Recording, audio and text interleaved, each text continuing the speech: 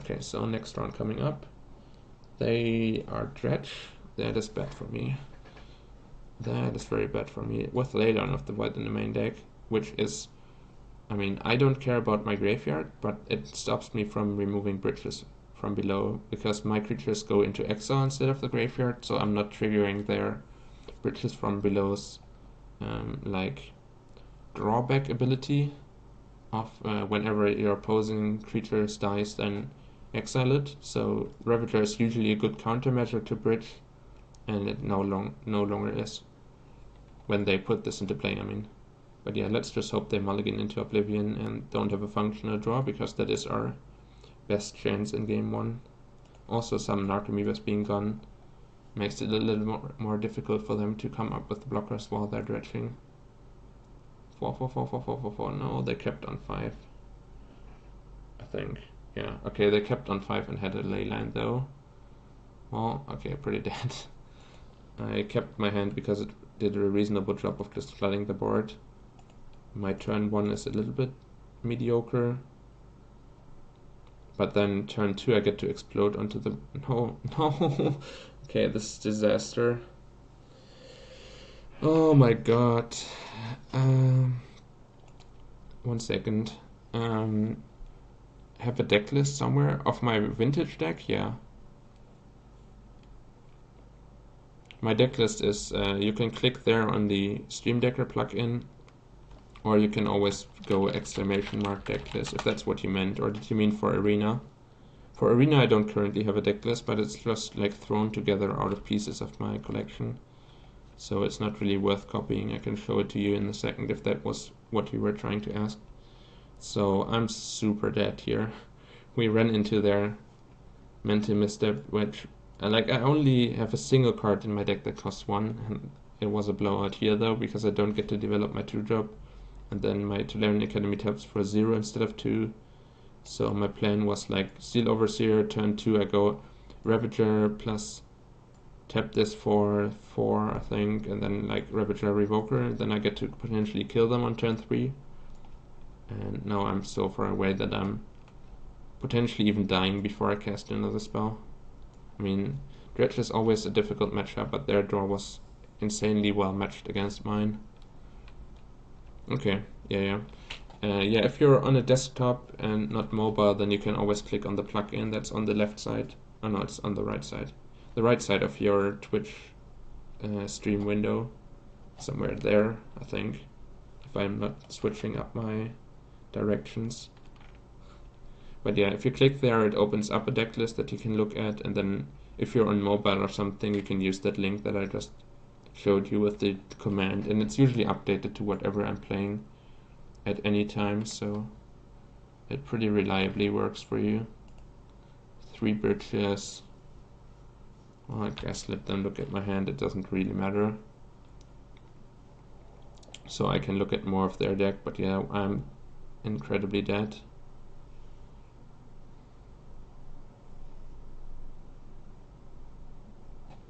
They had an Elishnorn as an interesting Dread return target, but we're trying to stop them from Dread returning anyways, whenever possible in the post-board games, though my current setup against this is not particularly great. I'm low on Dredge Hate to begin with only 4 Gravedigger's Cages and some Spyglasses to name Bazaar Baghdad.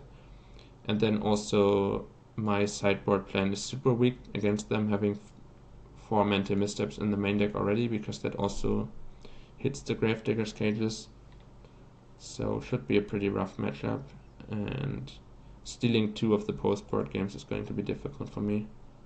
I'll obviously try, and maybe they do end up with a non-functional hand at some point. Maybe I do get to resolve some Gravedigger's Cages and run them over, but not liking my position in the match here, and obviously not liking my position in the game 1, where I'm probably just dead on turn 3 without casting any more spells.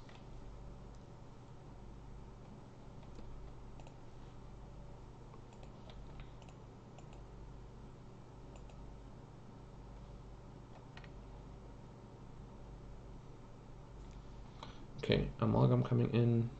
Yeah. Okay. Well, I guess I'll let them dredge. maybe they show me something else that is interesting, but yeah. They could have even Dredge returned on their last turn using these zombies, but I guess there was no great target. They could have Dredge returned Golgari Gravetroll, though they do have Flame Consult as well, so then it makes sense that they decided not to. Without Flame Consult in their deck, they were likely should have brought this Golgari Gravetroll back into the game and just attacked me for 10 with it or whatever, however big it was going to be. That would have already offered them quite a bit of damage potential. But yeah. 4 Bloodghast coming in. So what else did we find out? They have Flame Consult Elishnorn as their targets. They will likely be boarding these Leyline of the Voids out for like Nature's Claims and Ingot Shearers, I would expect. And other than that, I don't really know. The Germic Angler Hollow One sideboard plan in this matchup seems to be losing in popularity, and Dredge players no longer do that. They might still have it in their sideboard, but they're not really bringing it in against me anymore, or at least my previous Dredge opponents have no longer brought it in against me.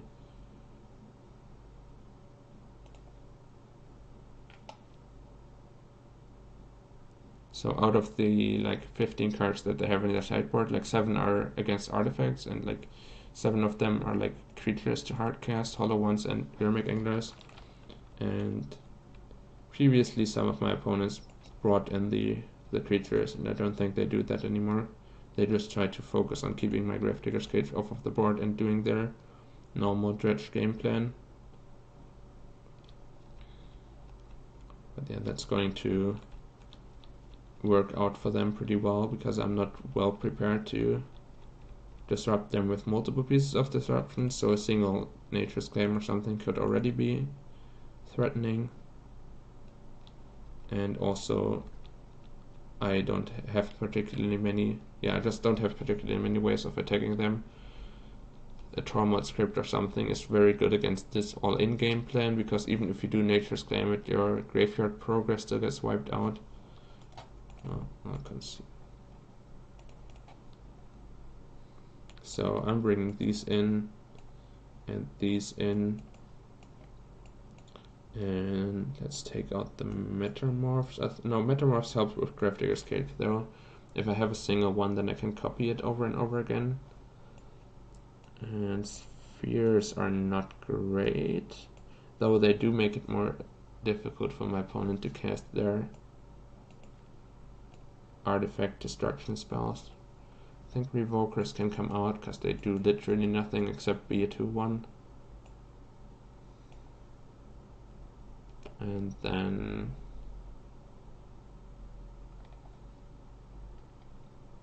can put these on 1, which helps a little bit against Nature's Claim and Cabal Therapy, but it's not particularly impactful. Yeah, I probably don't want this in my deck, and cut like one Metamorph or something. No, probably like I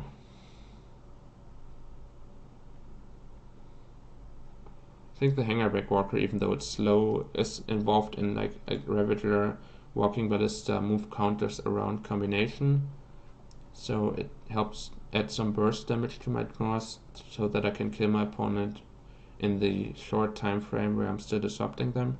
Okay, I'll board out 1 sphere, but this is not very scientific once again. Kind of just doing what feels okay. How much mana on turn 1 is this? 5, 6. So I could go Ravager, Sphere, and then Wasteland there. I think this has to be a keep, even though it doesn't have a graveyard hate card, because Wasteland disrupts their Bazaar, and then I have a pretty explosive start, as well as disruption for their artifact destruction spells. I mean, my clock is still reasonably slow with only Ravagers, but yo, Vikusti, I don't know. It was Polish, right? Last time I tried and failed. You said that something like Polish is hard or something. welcome to the stream.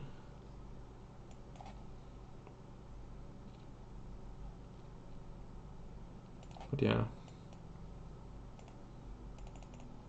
guess I could have ended up with 1 more mana if I go Ravager off of Mox and Lotus, but it ends up not making any difference because I can cast this regardless. Okay, so pretty decent board for turn 1. Not the fastest clock though. Really want to find like a Ballista or something to go with this.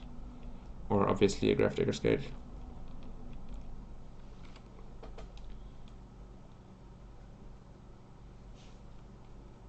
Okay, they're dredging right away. Makes sense to dodge me. Oh no, I don't know why it would make sense. Okay, pretty weak. Pretty weak. Well, now they improved their hand, of course, by drawing some extra cards and discarding this garbage that they had sitting around. But if I get rid of their Bazaar, can be pretty nice for me. I mean, they probably have a second Bazaar. Otherwise, they wouldn't have kept such a weekend. I'm not certain. But yeah, not much else I can do. Probably sacrificing this Ravager to get my clock to be a little bit faster. Probably want to deal 5 damage this turn, so sacrificing the Mox as well. So I hit them for 5 4 times. Hitting them for 6 doesn't really help much. Wait, I guess I can hit them for 7 3 times and just go all in. But then I'm dead to a single Ingoture. Yeah. When like I sacrifice one of the Ravagers to the other one, then I would get 7 and sacrifice the Sphere, but no, that seems too all in. I'll go for the 5 damage 4 times plan, and then if I draw enough extra artifacts, potentially I can sacrifice something else and accelerate this by turn.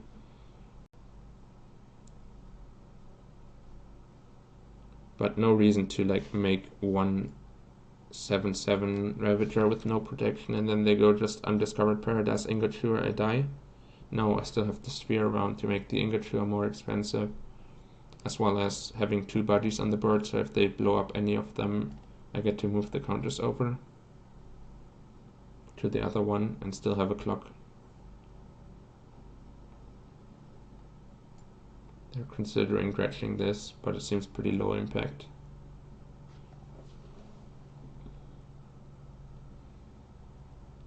I assume most of the time a natural draw step has to be better for them. No, they did end up dredging the Undiscovered Paradise. Not the Undiscovered. That would be strong if Undiscovered Paradise had dredge. But no, they ended up dredging the Deckmore Salvage and put it into play. Interesting. So maybe they do have the alternative sideboard plan involving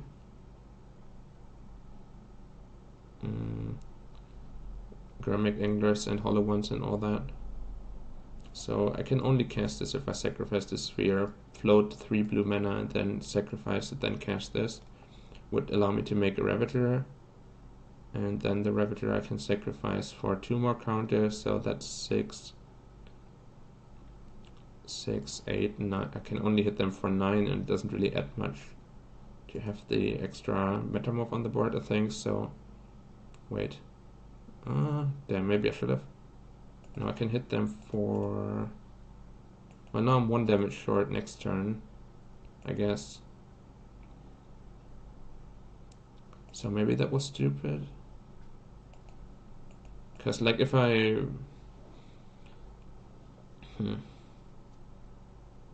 Yeah, not certain.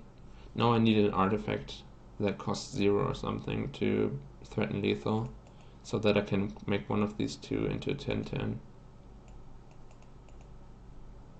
It seems like they're just passing with Nature's Claim mana open and wanted the Deckmore Salvage in their hand so that they can pay for Spirit Resistance. Sure. So I'll continue on the kill them over 4 turns plan. That is pretty resilient to removal, because anytime they kill either of these 2, I end up growing the other one. Sure. And now I can just win through a blocker. So I guess if they have removal spell into removal spell, it ends up being awkward for me. Like Nature's Claim here, Nature's Claim there. And I would prefer to make a Metalmorph.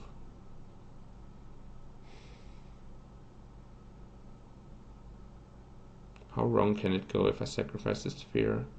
I don't really see how, really. I think it's better for me to have a Metalmorph on the board than it is to keep this sphere around. So then I just missed the point of damage that was unnecessary, but yeah, I kind of changed my mind.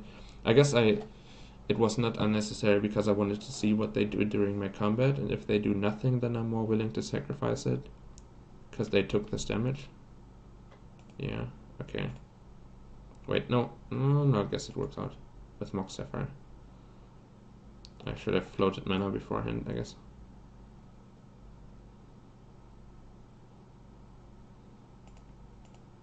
Basically, I'm trying to make a third creature so that they can't blow one of my creatures up at end of turn, and then kill the second one during their main phase.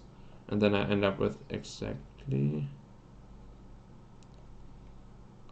Then I end up with Ravager counters being able to be moved over, but there's no target to move them over to.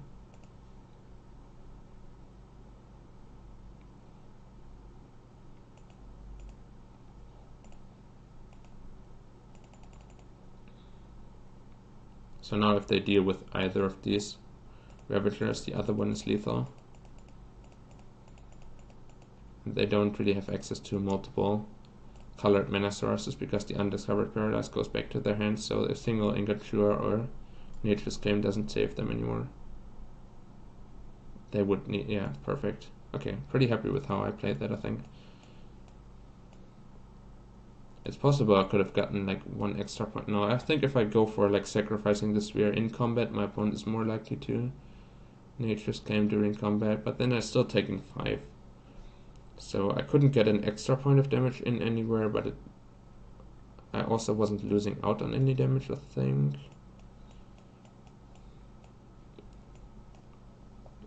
Sideboard plan felt pretty reasonable. Maybe I want this Chalice now to protect from 1-drops from them. I mean, my most important cards are 1-drops, but once they are on the board, I want the Chalice one to protect them from Nature's Claim. So it kind of makes sense to have these two together, even though they are anti-synergetic. I'll take one more Spear out, just because I'm slowing myself down with it. Sure.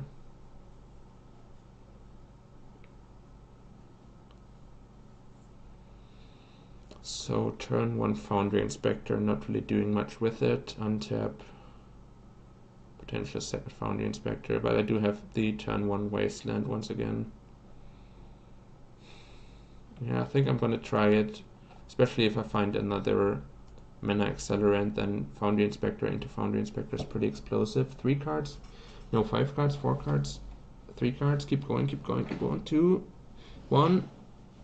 Yes. Justice.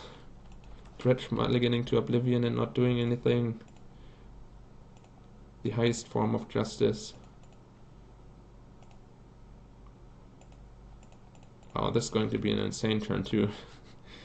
My turn 1 is pretty tame, but 2 mana, 1 mana, 0, 0.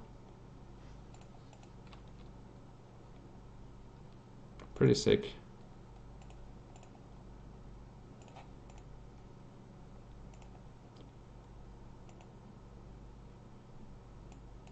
I can hold on to this. Yeah, it's probably better to hold on to it because, well, I can X equals 2 it now, or hold on to it, and then I can 1, 2, X equals 4 it next turn. I mean, I'm most likely just winning regardless, but yeah, probably it's better to X equals 2 it now.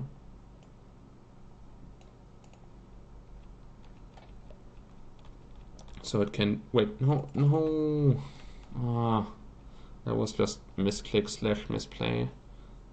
I should have obviously attacked with this. I forgot that I had a creature that could attack, but yeah, got there.